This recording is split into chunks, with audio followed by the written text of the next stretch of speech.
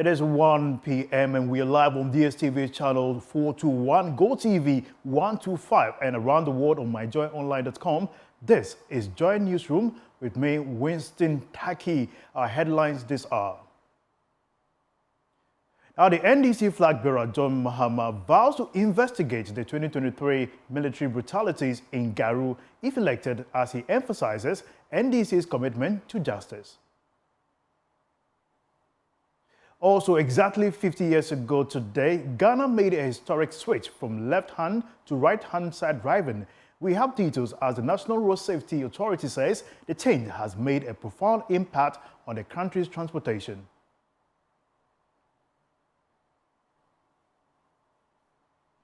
The nature of our road network would not be compatible with such vehicles if we hadn't made the change.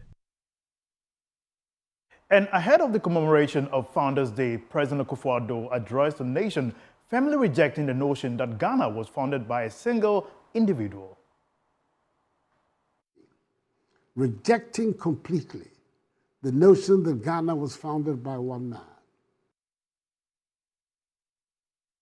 We have details plus business all in this hour. Don't go anywhere. Stay tuned.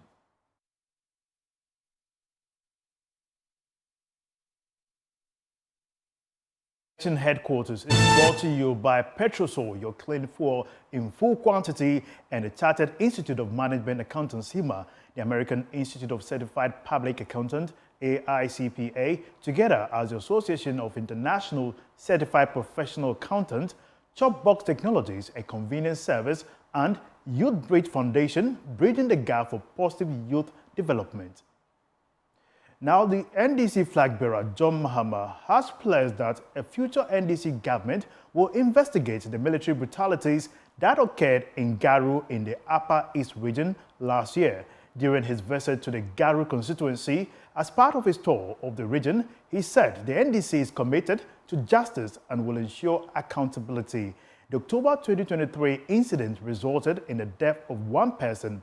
Soldiers retaliated against residents following an attack on national security operatives by a vigilante group. Maxwell Agbagba has more from day one of John Mahama's tour of the Upper East region. Wow. We built a new community day school. Unfortunately, the community day school has a big catchment area. So it's not feasible for some of the children to commute every day to the school. And so our policy is that for the community day schools that have a big catchment area where the students cannot commute daily, we will build dormitory blocks so that the students can stay in the school. John Mahama says if he is elected, he will make sure justice is served for the October 2023 military brutalities on the residents of Garu. He presented an amount of money to the widow of one of the victims who died last year. There was an incident where some of our people were brutalized and one of our people was killed. He has left a wife and children. This evening I made a small donation to be given to his wife to look after the children. But when we come into government, we will do an inquiry into it so that it doesn't happen again. We must learn the lessons from what happened so that tomorrow it will not repeat itself. And so for all those who were injured, who were brutalized, I wish to express my regret and my sympathy and to tell you that NDC stands for justice, and we wish to express our regret at what happened. And so when we come, we will do an inquiry so that we make sure that tomorrow something like that doesn't happen again. The most important thing for us when we come into office is peace in Boko. He promised to complete the Eastern Corridor Road to make it easier for persons in the northern part of the country to access the south. And so I can assure you the Eastern Corridor was the dream project of Professor John Evans Atta-Mills. He started it and he left it to me to continue. And when I came, I continued it. We didn't finish before we left. But I know that is an important project for Garu and for the whole of the Boku area. Because if you have to go down south, it is the shortest, fastest way to go to Accra. You don't need to go back to Bolga and go through Waliwali and through Tamale. You go straight down to Nakwanduri, to Gushegu, down to Yendi, Bimbila, Damanko, Nkwanta, Jasika, and Hohoi. And so I can assure you that when we come, the Eastern Corridor will be one of our priorities. I know the economy is in a mess, but we're going to prioritize so that it is a project that we can achieve in the shortest possible time. At the palace of the chief of Putsiga, he said there will be no secret recruitment into the state security agencies. If you look at the UN standard for policing, you need one policeman to every 450 people. In Ghana, we have one policeman to almost 1,000 people. So it means that there's space for us to recruit more police officers. And we're not going to do secret recruitment like these people are doing. They don't advertise it before you see people are training. They've picked their own favorites and they are training. And all our other youth don't have opportunity. This time when we're going to recruit, we'll bring the recruiters here to your region. So you don't have to travel to Accra or anywhere.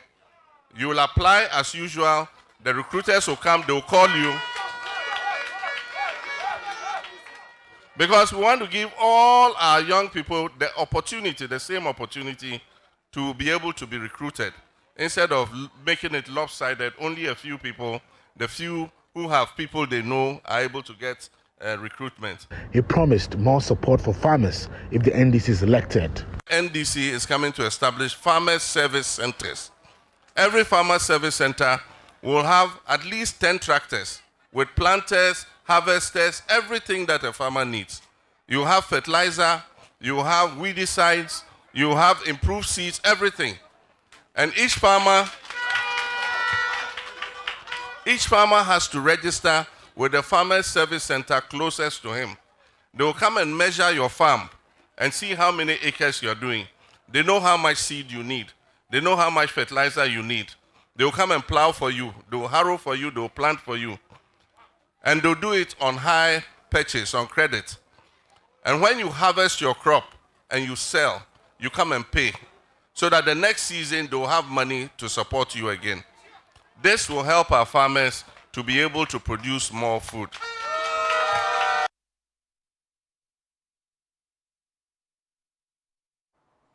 My colleague Maxwell Agbagba is in the Upper East region and joins us live to give us more updates.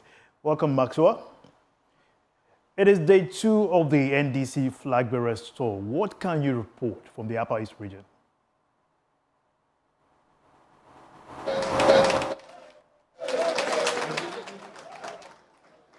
Well, Winston, if I heard you right, I'm sure you're asking what's happening on day 2 of the NDC flag bearers tour of the Upper East region.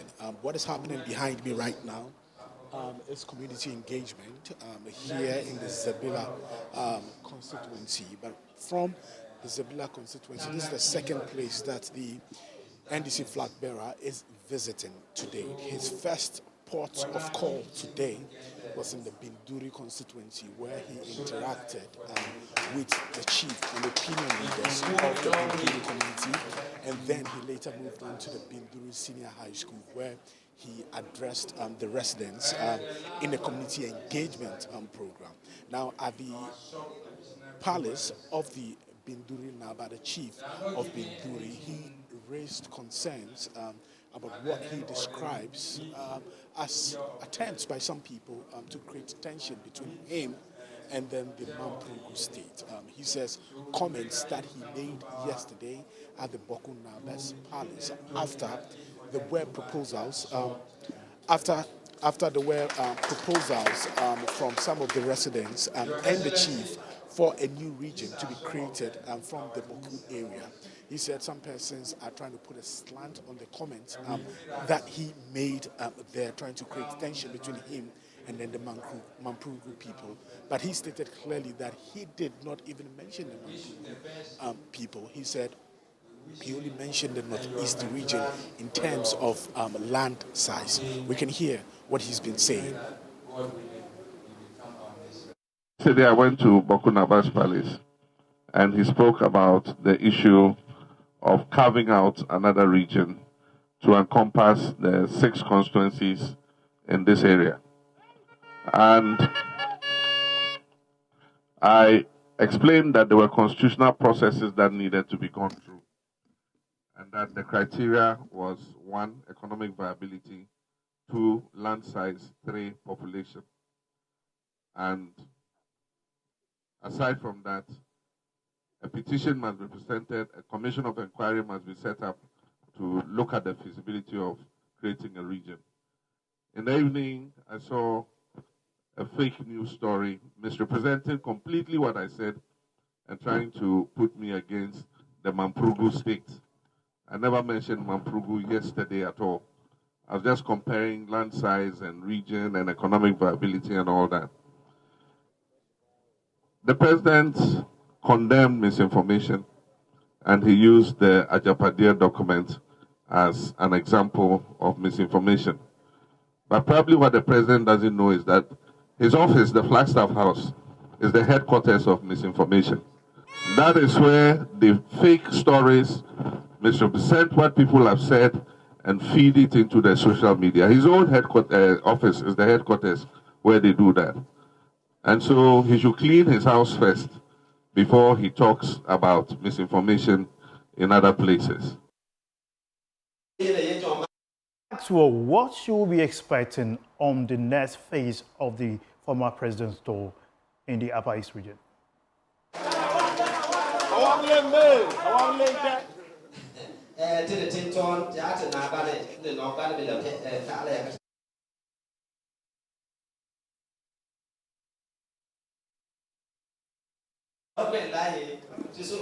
Okay, well, sorry, Winston, it's quite difficult hearing you because we are in the interior where another community engagement is taking place.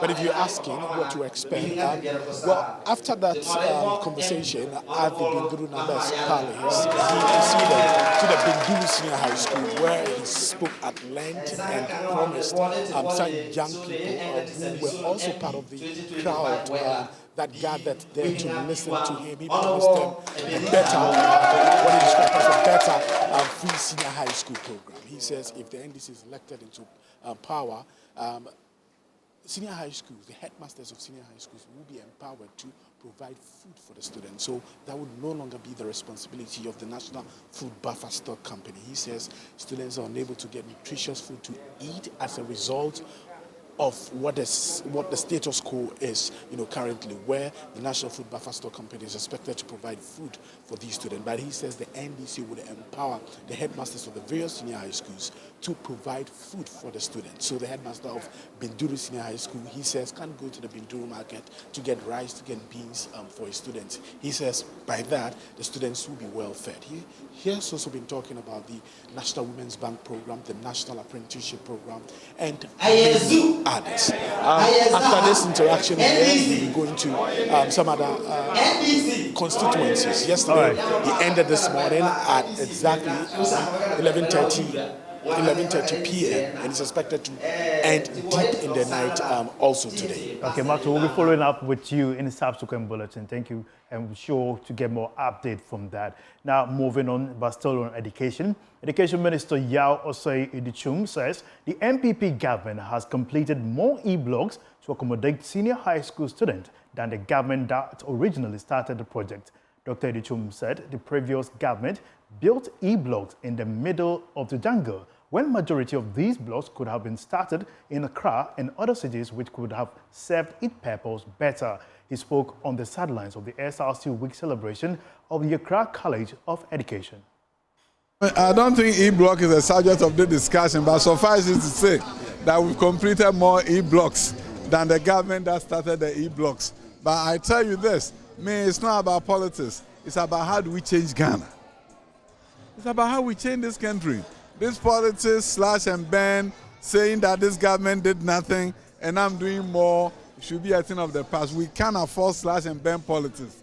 If the government has done something good, say they have done something good and you are to improve it. E-blocks, great edifice. When you put it at the right place. If you put an e-block in Accra, it's the best place to put e-block. Students will flock into them. Domiko Abenya is full. But the same cannot be said at about the E-block in the middle of the jungle. The E-block at Adamse Apeja, I was directed by the president to add dormitory. And after we added the dormitory, then we could open Adamse Apeja. And now the school have over 500 students because there's dormitory. If you make it a day school, you are at most going to get 20 students who just come from Adamse Apeja. So it is a good thing. But in some places, it was wrongly implemented. And what we are doing now at, if you go to Nsawra, we've added dormitory. A number of places across the country, we are adding dormitory blocks to the day schools so that it will become a full-fledged boarding facility to serve Ghanaians. It's not about politics, it's about Ghana. Several months after the STEM education curriculum was introduced, a great number of schools still do not have the required equipment to effectively teach. Coordinator for STEM education at the Ghana West Education Directorate, Justice Ameuga, has raised concerns about the slow adoption of the new science, technology, engineering, and mathematics STEM curriculum in local schools due to inadequate modern equipment. The Directorate has been deploying innovative mechanisms to overcome this barrier. There is more in the following report. The STEM curriculum has been implemented for months now, but a number of schools across the country simply do not have the facilities to properly teach these students. Speaking on behalf of Victor Teria, who is the Director of Ghana West Education Directorate, Coordinator for STEM Education, Justice Ameuga, emphasized the absence of state-of-the-art tools has led to teachers relying on more abstract teaching methods rather than practical, hands-on learning. The new curriculum is such a way that the child has to manipulate materials for teaching. But because we don't have it, we realize that the teachers are doing abstract instead of teaching hand-on. So the child will feel the material, then even reflecting upon this class shows that the child will learn very well. But I realize that the government school, the public schools, are not there, so we are struggling. So my director, Ghana West Education, Victor Terrier, had a partnership with Crystal Heights. And what we did was, we invited all the teachers teaching ICT, computer science, from the basic school to visit the facility. Justice Ameuga explained that the new curriculum was designed to give students the opportunity to physically engage with materials in the laboratory, enhancing their understanding through direct experience. However, the lack of necessary equipment is hampering this approach. Despite these challenges, Justice Ameuga expressed optimism about the measures taken to address the issue. The Ghana West Education Directorate has arranged for students from all 46 public schools in the municipality to periodically visit other schools equipped with the necessary facilities for practical learning. In fact, the week that they came, the new curriculum is what is being practiced at Crystal Heights. Because when you mention whatever apparatus you have, it's inside the curriculum, it's inside the Crystal Heights. So that's why I say that when it's a STEM, or we're talking about stream, or we're talking about STEAM, is Crystal Heights. Because all what the new curriculum is talking about, everything is in Crystal Heights. So we are partner, and some remarks from some of the learners, it was all remarkable. So some of them were saying that, in fact, some of the things they left for 9 years and 8 years, they weren't able to see. But just 3 weeks visit with the school, they were able to see some of the apparatus and some of them in handling them, in manipulating them. They charge them identification first. While hopeful that these measures will improve student performance, Justice Ameuga notes that the overall lack of equipment in public schools remain a significant obstacle. He emphasized the importance of hands-on experience in the age of AI and modern educational approaches. The Municipal Education Directorate has begun efforts to procure the required equipment, albeit gradually. Flag bearer of the New Patriotic Party, Dr. Bawumia, has described the National Democratic Congress as pessimistic, citing the free SHS program as one of the policies the opposition said was impossible to achieve. Addressing a gathering after a health walk in Ikuapem in the eastern region, the flag bearer explained the reason behind his slogan, "It is possible," and urged Ghanaians to open their minds to wider possibilities. Yanum dear, upesa uye bibia, omosi entimi ye, it is impossible. Bibia upesa uye, omuntiasie, Whenever you want to achieve something, people often say it won't work, that it is impossible. They don't understand. They say it is impossible. But I know that with God's grace, it is possible. There is nothing we can't achieve if we put our minds to it. What people in advanced countries are doing, we can also do here in Ghana and across Africa. When we announced that we were bringing free senior high school education, they said it couldn't be done, that it was fraud. But haven't we achieved it now?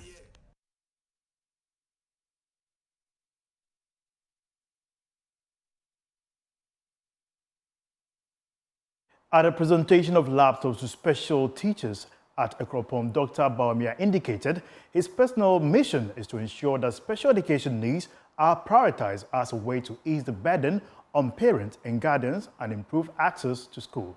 He has therefore proposed and will champion the recruitment and training of at least 1,000 more special education teachers who will be trained in language and speech therapy as well as occupational and behavioral therapy. He believes ensuring that high schools are integrated will provide more access to students with special needs. I have proposed and will champion the recruitment and training of at least 1,000 more special education teachers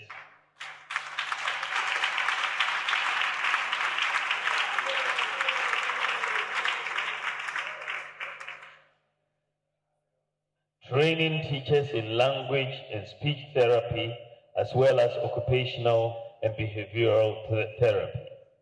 I believe in ensuring that more high schools are integrated to provide more access to students with special needs. As you are also aware, I have proposed and will champion the establishment of pathways to ensure free tertiary education for persons with disabilities. I am confident that with the close collaboration of the Ministry of Education and the Ghana Education Service and with key stakeholders, we shall work towards achieving SGD 4.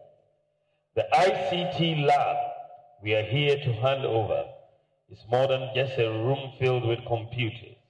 It is a gateway to a world of opportunities, as was said earlier, a platform for creativity, and a beacon of hope for students with visual impairments to also navigate the digital landscape with confidence and ease. Ladies and gentlemen, also significant today, I am informed that 104 teachers are visually impaired in our special and unit schools across the country.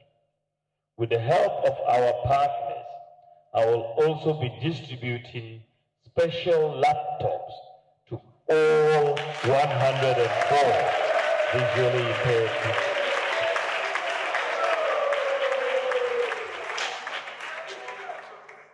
So all 104 visually impaired teachers will receive laptops so that no teacher or student is left behind in our quest for a digital revolution in Ghana. Ahead of commemoration of Founders Day, President Akufo-Addo addressed the nation, firmly rejecting the notion that Ghana was founded by a single individual. He emphasized that our independence was the result of a collective effort and called for recognition of all Ghanaians who contributed to this achievement. He also urged the nation to continue building on the foundation established by those who came before us.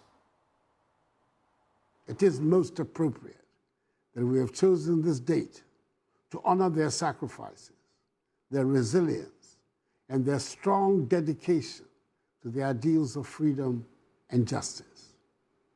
I speak to you this evening, rejecting completely the notion that Ghana was founded by one man.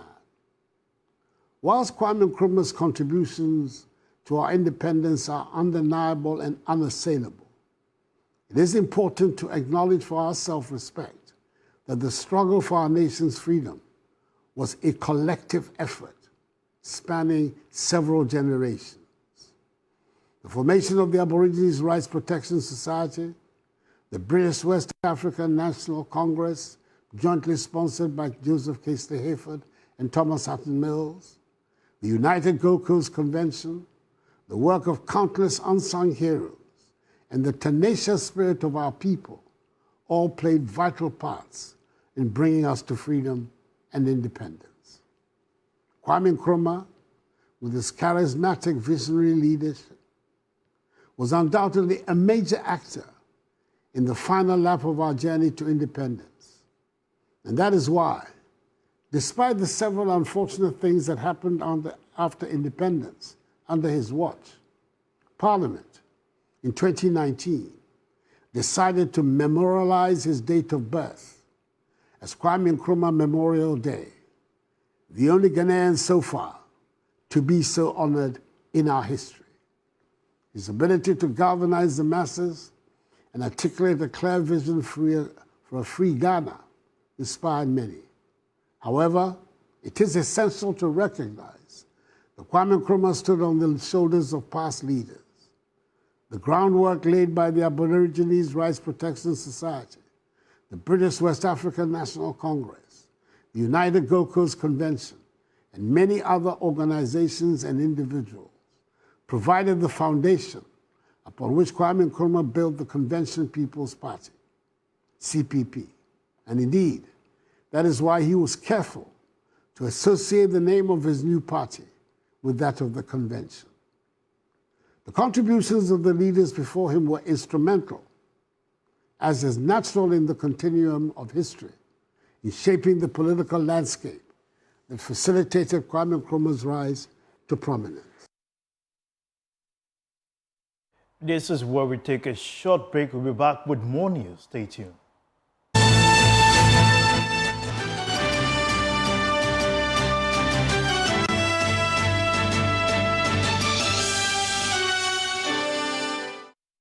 Welcome back to the Joy Newsroom with me, Winston Take, and now to more news. Exactly 50 years ago today, Ghana made a historic switch from left-hand to right-hand driving on the road, aligning with international standards and improving road safety. In a statement marking the day, the National Road Safety Authority says the change has made profound impact on the country's transportation, adding that the move made Ghana more compatible with our francophone neighbors and made cross-border travel easy. Joy News spoke to some drivers who witnessed both the right-hand and left-hand side of driving, and this is what they had to say. The first road, I made me check out of 1994 from Kumasi to Accra. By a far away, so me who is a baby side, by accident, I'm not just a single. I'm glad we changed from the right side of the road to the left side because the nature of our road network would not be compatible with such vehicles if we hadn't made the change. If you drive cars from the UK and other countries that drive on the left side on our roads, you notice that the movement is not that smooth, so it's good we made that switch. 75, 70s up to 80s, cars and cars endorse. Intina, and Obi Soka STM1. Masa Nene is over Soka STM, sir. But nowadays, one car are those, two. There were not a lot of vehicles on our roads back in the 70s when we still used to drive on the left side of the road, and the drivers back then were also very professional, so they did not encounter a lot of road accidents. But things have changed since then, so I'm glad we made a change. Yeah, me dey bla me twi ka chere ba me sa left hand side me twi me say me dey me hu say ni say wo se na kwahwe me lo mu me ka we na ye we na ye we dey ajempa no mo fa ye we na ye won say kwa ka na ba kwa na sa ka mu dey sit to win ka say kokoma say kwa mo. I'm happy we made the switch because even judging from afar, I think it will be stressful to be driving on the left side of the road. Now, away from that, former President John Dramani Mahama has presented a 75-horsepower agricultural tractor unit to the NDC members who were involved in a tragic accident at Frante in the Ejura Setri Dumasid municipality as a gesture of support and solidarity. The incident occurred during the 2020 election campaign period. Former Agricultural Minister under the NDC administration, Alhaji Mohammed Limuna Muniru, presented a 75-horsepower tractor unit to the chief of Frante on behalf of former President John Mahama. Yakubu Adam, a survivor of the accident, recounts the horrific experience which resulted in the amputation of his right arm. Following the devastating accident, 2 others and I suffered the traumatic loss of our arms. The trauma was immense, and although we attempted to rebuild our lives, we faced significant challenges. Fortunately, our MP has been reliable and caring, providing ongoing support. Ikia Al-Hassan, another victim, suffered severe injuries including the loss of her teeth and a fractured right hand, leaving her with lasting physical reminders. The donation of the tractor unit brings a glimmer of hope and relief to the survivors. For Yakubu, Rashida, Ekia and other victims, the tractor unit donation is a blessing that will significantly ease their struggles, reducing the physical and financial burdens they have faced. This agri tractor unit will generally improve our livelihoods. I am absolutely thrilled that he has donated this tractor to support us, the accident victims. We are deeply grateful to the former president for bringing joy and happiness back into our lives.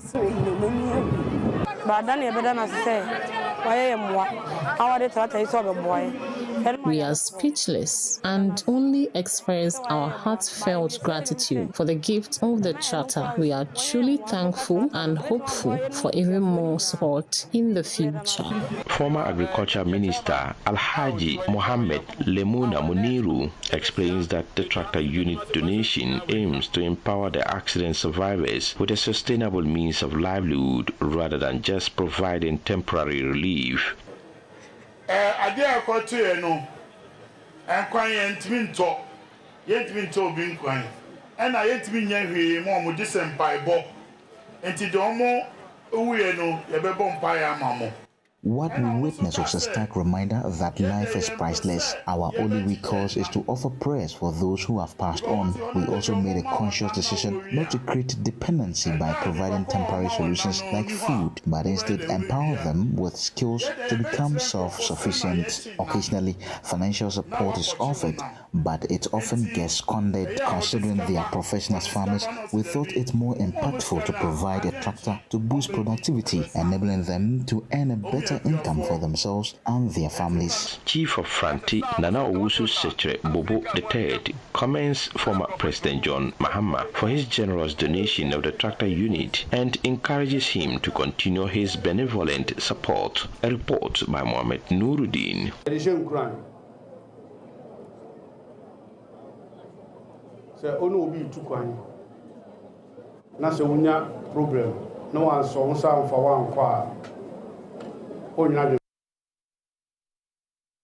Now, the Deputy Minister of Agriculture, Yao Frimpong Ado, says Ghana is set to benefit from agro-technology transfer from Brazil, aiming to enhance the value of the country's agricultural produce.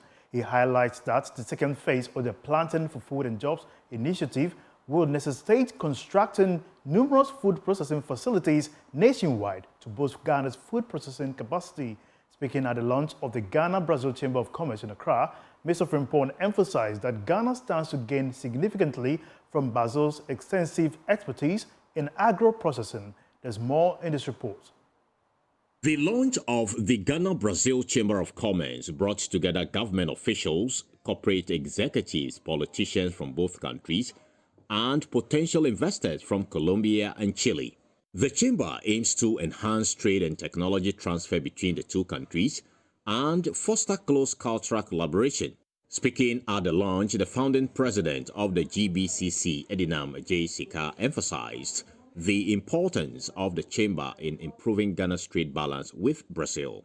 We expect to give opportunities for businesses both in Brazil and Ghana to come together for networking and to be able to strike some business deals and investment. So what we'll be doing is that we'll be having a lot of educational webinars, opportunities for Brazilians to know what it takes to do business in Ghana, how to register a company, for example, what to look out for, and we'll also be talking to our Ghanaians on how to, for example, import from Brazil, the things to look out for. We also intend to focus on the cultural aspects, like everyone said. Brazil and Ghana are so close, and so even when you take our food, for example, everything that we eat, they do, but in a different way. So we're going to try to bring the two cultures together through a lot of amazing cultural events. And also, if you look at the trade balance, currently we still do a lot of exportation in the area of our oil and petroleum crude to Brazil, and the trade balance looks good, but it can be better. We are looking at institutional relations. Deputy Minister of Agriculture Yao Frimpong Addo, who launched the chamber, praised the initiative, stating that Ghana will benefit from Brazil's agro-processing expertise as the country seeks to expand its food processing capacity. We are hoping that a lot more processing facilities will be put across the country, so we can process whatever produce we are going to have, especially the surpluses. So we can take advantage of this chamber that has been launched officially today. And to add to that, we are also looking at livestock. We need a lot of technology transfer, and Brazil is very good at that. They produce our cocoa too, but we have better cocoa than them. So that is where our expertise will also be needed in this series. So through this chamber, I know there's going to be a lot of exchange of ideas. It is up to us to up our game, especially agri-production and processing, adding value to what we do here. On her part, charged the affairs of the Embassy of Brazil in Ghana, Ms. Luisa Horta Barbosa believes both countries stand to gain a lot from the initiative.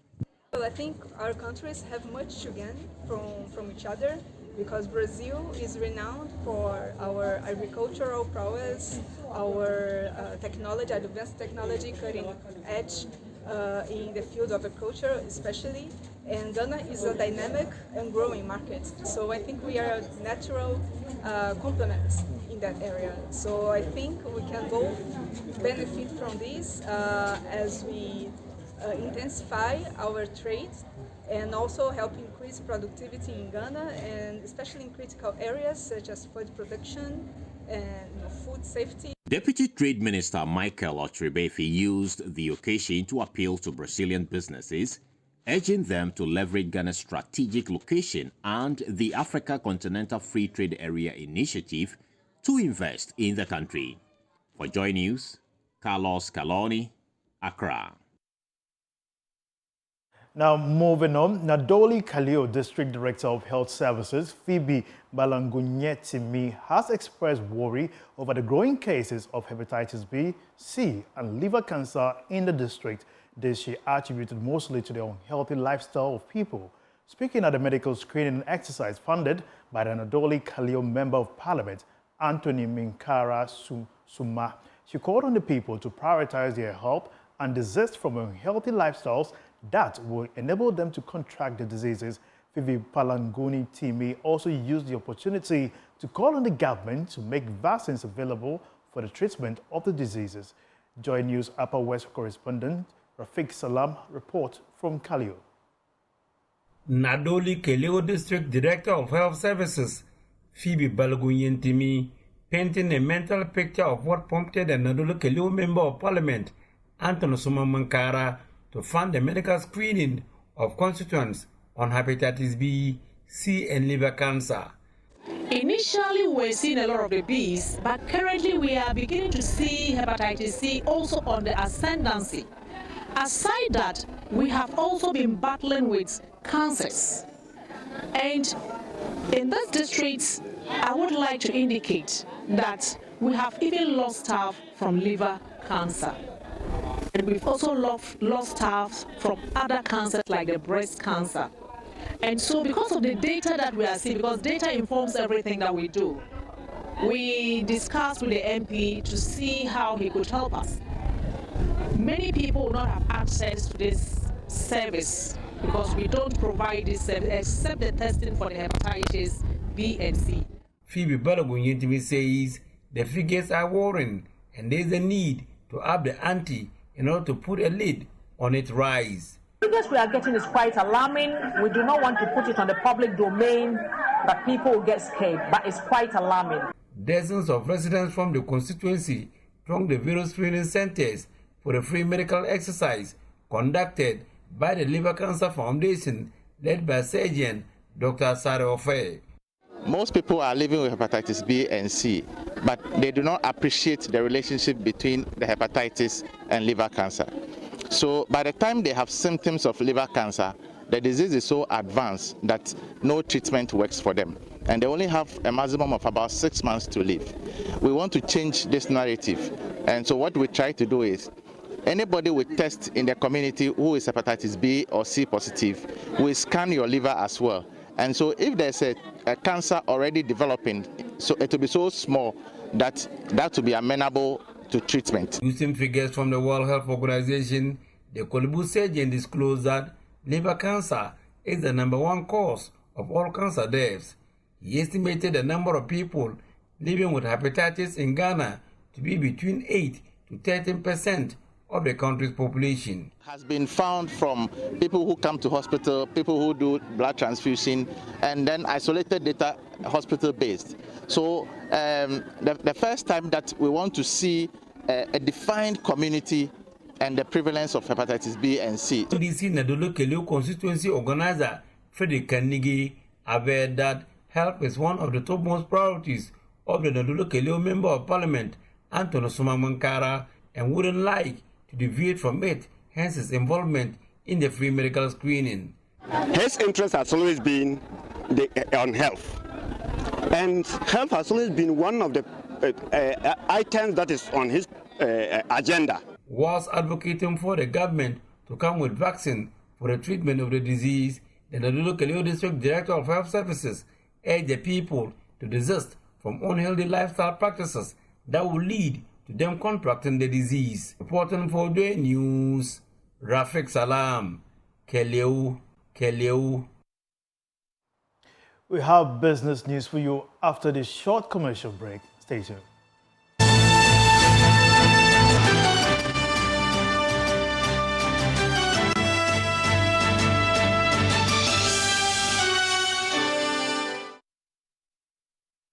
Welcome back from that short commercial break. It's time for business. One of the key challenges faced by cocoa farmers in Ghana is the lack of access to affordable capital for production.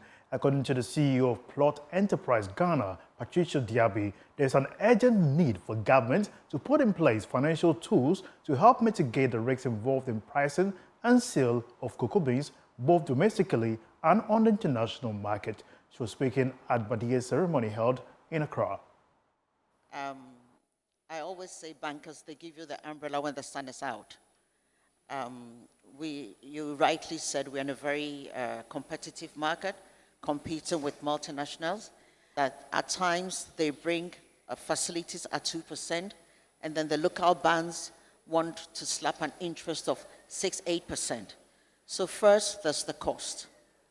That's the cost, and we've been talking about financing all day, but then we have to look at it in its entirety. I would say not just the financing, the money, but the tools that go with it, and these are very important. For some farmers, I would say insurance to cover their produce should there be any calamities or something that they should lose. But for us, it's still very difficult for me to understand why we have been trading cocoa for 60 years. First, world #1 and #2 cocoa producing countries, and we do not have the financial tool to mitigate the risks associated with the volatility. We sell on the London future market or New York future market. It's been like this for 60 years, fine.